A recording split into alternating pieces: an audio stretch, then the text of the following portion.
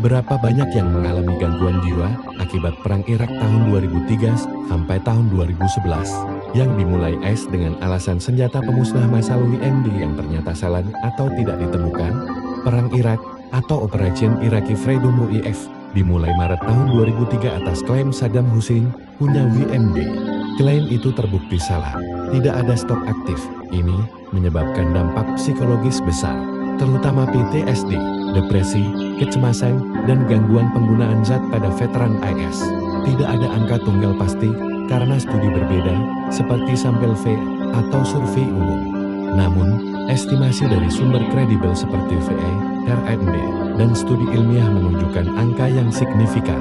Total personel AS yang dikerahkan ke Irak atau Afghanistan antara tahun 2001 hingga tahun 2011 adalah sekitar 1,6 hingga 2 juta orang. Gangguan stres pasca trauma atau PTSD adalah gangguan paling umum dan terkait langsung dengan trauma perang. Studi RN di tahun 2008, hampir 20% atau 300.000 veteran menunjukkan gejala PTSD atau depresi mayor setelah kembali. Studi VE, 11-20% veteran UIVF menderita PTSD dalam 1 tahun tertentu. Angka seumur hidup mencapai 29%, artinya sekitar 1 dari 3 pernah mengalaminya. Meta-analisis VE tahun 2015 menemukan rata-rata 23% veteran Irak atau Afghanistan didiagnosis PTSD. Studi VE tahun 2002 sampai tahun 2008, 21,8% dari 289.000 veteran didiagnosis PTSD. Angka ini naik drastis setelah invasi Irak. Secara keseluruhan, gangguan jiwa seperti depresi, kecemasan, dan gangguan penggunaan zat mempengaruhi banyak veteran. Studi VE, 25-37% veteran yang menggunakan layanan VE menerima diagnosis kesehatan mental PTSD tertinggi, diikuti depresi sekitar 17-18%. Beberapa studi menunjukkan hingga 33% anggota militer pasca 9/11 didiagnosis gangguan mental.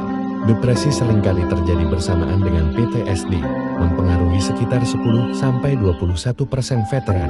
Dampak lain termasuk risiko bunuh diri yang lebih tinggi pada veteran pasca 9 November, di mana PTSD secara signifikan meningkatkan risiko ini. Banyak kasus juga menunjukkan komorbiditas, misalnya PTSD bersamaan dengan depresi dan penyalahgunaan alkohol atau narkoba.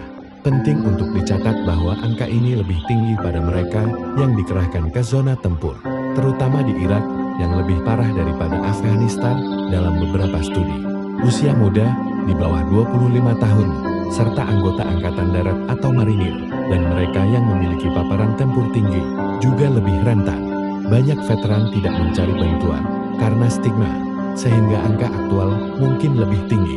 Perang ini disebut salah tujuan karena WMD tidak ditemukan, yang merupakan kegagalan intelijen atau klaim yang menyesatkan. Hal ini menyebabkan trauma berkepanjangan pada veteran yang merasa perang tidak sepadan. Seperti yang diungkapkan mayoritas veteran dalam survei kemudian. Dampak ini bukan hanya pada veteran AS, tetapi juga jutaan warga sipil Irak yang trauma. Meskipun data ini fokus pada veteran AS sesuai konteks pertanyaan, secara keseluruhan, ratusan ribu hingga hampir setengah juta veteran Irak atau Afghanistan mengalami gangguan jiwa signifikan, seperti PTSD dan depresi akibat perang ini. Ini adalah salah satu warisan terburuk, biaya kemanusiaan yang tinggi dari perang yang didasarkan pada informasi yang salah.